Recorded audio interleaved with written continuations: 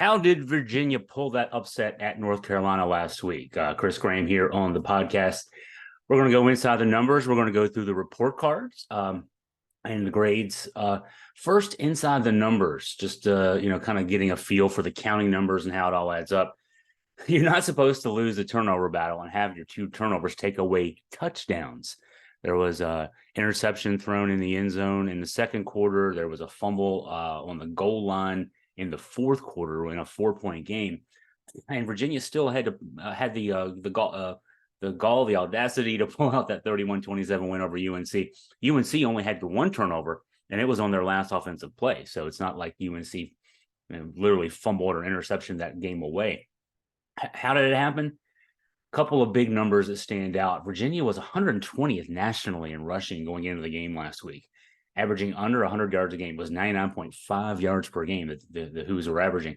They put up 228 on the ground against North Carolina's defense. And what that did was give Virginia a huge edge in time of possession. 37 minutes and 6 seconds for Virginia, 22:54 for North Carolina. And what that did was it kept the Carolina offense potent, over 500 yards a game coming in, and actually gained 490 in this one, but it kept them off the field, which, you limit the number of plays, you're going to give yourself a better chance to win. Those are the two numbers of the game that should stand out the most, 228 and 3706. Big plays. You're also not supposed to win when you have a big disadvantage in the big play. Big plays are defined as passes of 15 plus or runs of 10 plus. And that's what is defined by the powers that be. I used to even go 8 plus in runs when I did this as my own stat before it became a actual stat that other people kept track of. But I'll go with the easy way because this was brought out for me. I didn't have to go through the whole play-by-play. There were 161 plays in this game. So passes of 15 plus, runs of 10 plus. UNC had a 307 to 163 advantage in big play yards.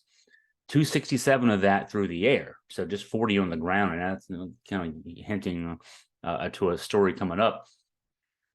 It's hard to get your wins piecemeal, but Virginia was able to get the win, getting his yards piecemeal. The lack of balance was a key here from the Carolina offense standpoint. Carolina, 48 passes, 29 runs, Carolina came into the game with the leading passer in the ACC, Drake May, leading rusher in the ACC, Marion Hampton, and he had 112 yards, but only 19 carries. Virginia ran the ball 54 times and passed on 30 plays. I remember thinking during the game, with not even studying the stats throughout the game, that Carolina seemed like they should be running the ball more. They had so much effect.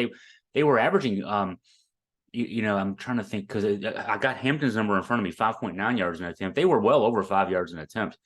Why not run the ball more? And they were throwing the ball, and with the 48 passes, Drake May only completed 24 of them. So, he was a 70% passer coming in, but Virginia's secondary held up. And, Carolina should have probably run the ball more. Virginia certainly took advantage of that. Tony Muskett was not perfect.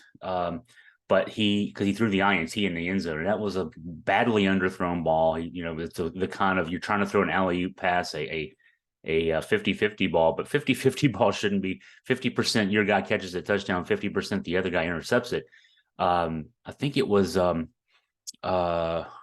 losing my mind here. It was the receiver, Malachi Fields. There we go. Thank you. The computer working slowly this morning. It was Malachi Fields, 6'3", 6'4" guy. What you do is you just throw it as high as you can.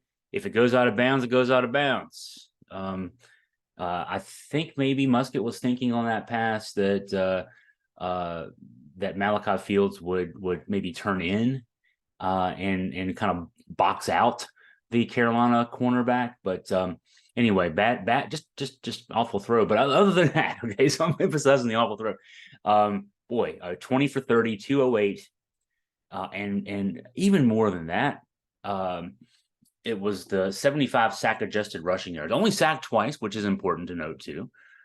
He had been getting sacked and pressured more. When you looked at the season numbers between Muskett and his backup Anthony Calandra, who started 3 games when Muskett was hurt, the sack percentage for Muskett was a good bit higher. And the pressure percentage was a good bit higher. And, you've got the same offensive line in front of you. So what that suggests is that Musket was holding the ball a little longer and kind of letting things break down. In this game, just the 2 sacks. He ran the ball 10 times for 75 yards, which is significant because he's dealing with a bad left shoulder injury and 10 called runs. None of those were scrambles. They were called runs. 75 yards. Those were really important to the offense in getting those 228 rushing yards because it made Carolina have to account for him. Credit to the defense. Carolina got 490 yards. That's actually still less than their season average. So yay. Drake May passed for 347. I mentioned that, but he was only 24 of 48 passing the ball. And the Virginia D got to stops when it needed to, particularly on the last 2 possessions Carolina had in the fourth quarter. After the fumble by Mike Collins going into the end zone, Carolina got the ball 2 plays. They got the ball down to the Virginia red zone. And then the Virginia defense got a sack on first down, 3 incompletions thereafter, turnover on downs. And then after Virginia offense did get a first down, forced Carolina to burn their timeouts, had to punt. Carolina had a minute 12 to go, got the ball inside of Virginia territory to the 48-yard line, and Virginia forced interception with a big hit by Paula Carey on Drake May as he was throwing the ball on second down. And James Jackson with a diving interception, game's over. So the defense gave up 490 yards. But also there was the big stop in the red zone. I think it was early in the fourth quarter. North Carolina seemed to be trying to put the game away. Well, I guess it was the time. It was 24-24. They wouldn't have put it away. But a touchdown would have given them a touchdown lead, obviously. And the Virginia defense forced a field goal. And that was the difference in the game, as it turns out. So defense, yeah. I mean, Carolina offense got its yards. Drake May got his yards. Marion Hampton got his yards. But in the end, the Virginia defense was able to do what it needed to do to get the win. I mentioned Mike Collins and the fumble. That's the only, X mark on his resume for this game. 3 touchdowns for Holland in this one. And he had come into the game. I think I saw this number. He only carried the ball 8 times all season long. He had the big night, I think it was 67 yards rushing in this game. And just an incredible game for Hollins. And you feel, the storybook ending would have been he gets the 4th touchdown. And even more. because 3 touchdowns in the game is obviously pretty good, but very good. But Hollins with a big night. And Malik Washington, his 5th game this season with 100 plus yards. He had 12 catches on 16 targets, 115 yards. The go-ahead touchdown. Big night for him. And so let's look at the grades. And the grades focus on the lines. I gave you all the counting numbers for the offensive guys, particularly. The big part of this game was, okay, so how did Virginia run for 228 yards? The offensive line maligned all season long for good reason, because they've been playing horribly all season long, letting their quarterbacks get hit, not clearing the way for the running backs. Offensive line did great. Coming in, Virginia's offensive line had been ranked in the bottom 10 nationally in FBS.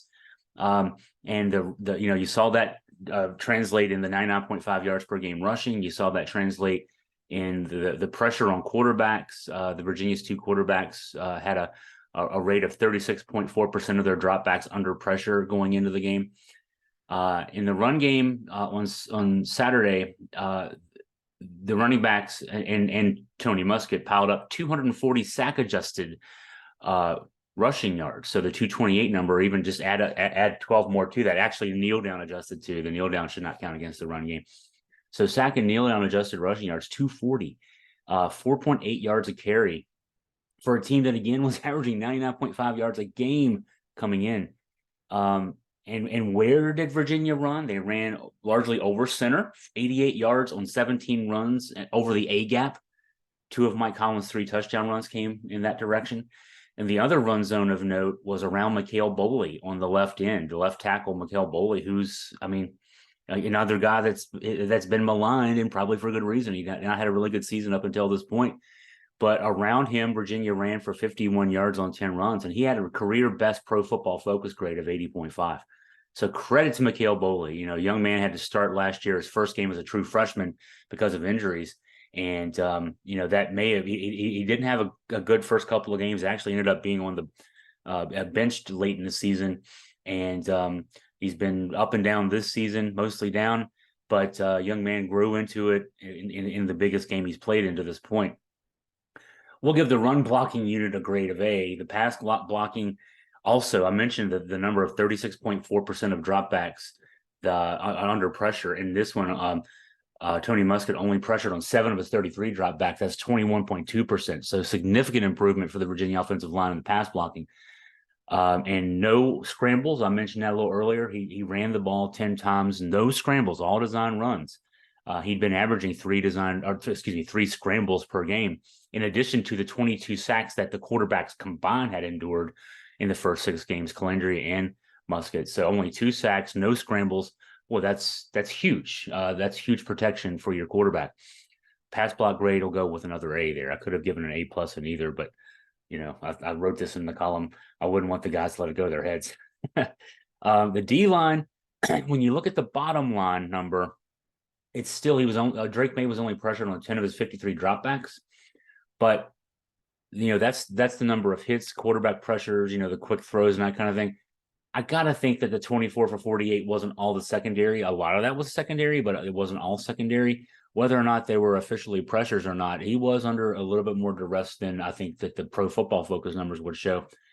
One area, I mentioned the INT, Paul Akiri with the pressure, actually the hit on May as he was throwing the ball 2nd and 10 at the 48, 26 seconds to go. And the wobbly throw that came out was intercepted by James Jackson, who happened to be at the right place at the right time, made a great diving play. But that was emblematic of the pressure I think that Virginia was able to get on Drake May. Carolina gained 152 sack adjusted rushing yards on 27 attempts, 5.6 per attempt. I'm still scratching my head, and I wonder if the Carolina folks are too. I did not read the Carolina journalists after the game to find out what they were writing about. But Chip Lindsey, the offensive coordinator, has to be looking at that and saying, why did I not call more runs? We gained 5.6 yards a rush. Wow, just amazing. The secondary, so I'll give the D-line a grade of B. They could have gotten more pressure on. They did their job, though. B's not a bad grade. Secondary, unsung heroes, I'm calling them because, 24 of 48, Drake May, Heisman Trophy candidate going in. He's not now. There's just no way he's not now. Downfield, when you look at the numbers here, 10 of 19 between 10 and 19 yards, 157 yards. 3 of 12 downfield, 20 yards plus. Now, he did throw for 120 yards. One of those was a 68 catch and carry. I wasn't sure that one traveled 20 yards in the air. And there was a breakdown in the secondary coverage, giving the 68 yards. At best, that's a 20-yard pass. That said, 22 of 41 in a clean pocket was May. A supposedly clean pocket, 53.7%. Coming into the game, he had been 74.8% in a clean pocket. That's the secondary, playing some ball back there. I've noted a few standouts. Sam Westfall, the Iowa State transfer, no catches allowed, just 2 targets on 31 pass coverage snaps. He had 1 pass breakup. 2 targets on 31 pass coverage snaps. Jonas Sanker, 1 catch allowed, 18 yards on that catch, won 5 targets on 55 pass coverage snaps. Malcolm Green, the Clemson transfer, 1 catch allowed was a 14-yarder on 3 targets on 25 pass coverage snaps. Caleb Hardy, the true freshman, 2 catches allowed, total of 41 yards on 5 targets on 26 pass coverage snaps. So the young man stepped up. And Tavon Kyle, wait, am I getting this wrong? Sam Westfall's the SMU transfer. Sorry, getting that screwed up. Tavon Kyle. So you probably already yelled at me if you're listening or watching. No, I got it. Sam Westfall, SMU, Tavon Kyle, Iowa State transfer. 5 catches allowed on 8 targets, but only 32 yards on those catches. So not a bad job there. Obviously keeping the receiver in front, not allowing extra yards after catch. And that was on 52 pass coverage snaps. A 70.8 passer rating against with 5 catches on 8 targets. That tells you that it was a lot of short dink and dunk kind of stuff that they got to Tavon Kyle. So and he did a good job again keeping the receivers in front and making the tackles after and letting his guys make tackles around him after. So that gets you inside the numbers there. That's how Virginia pulled that upset. It was offensive line clearing the way for the running backs and also giving Tony Muskett a chance to throw the ball. It was defensive line getting just enough pressure on Drake May, especially on the last play of the game. And the secondary playing great behind the defensive line. It's complementary football. It's how you win football games. So as we go on this week, we look forward to we'll talk more UVA football on podcasts and on our videos here on YouTube. We also got the ACC tip-off to cover both the men's and women's, and so we'll get into that this week. Of course, getting you ready for Miami this weekend. Virginia with the big upset as a 24-point underdog when the line closed just before the game on Saturday night over North Carolina. Virginia's a 19-point dog down at Miami, so you can pull a couple of huge upsets off in a couple of straight Saturdays on the road in the ACC. Thank you for your time on this. If you have any questions for me, any mailbag items, anything you want me to address, please email me at chris@augustafreepress.com.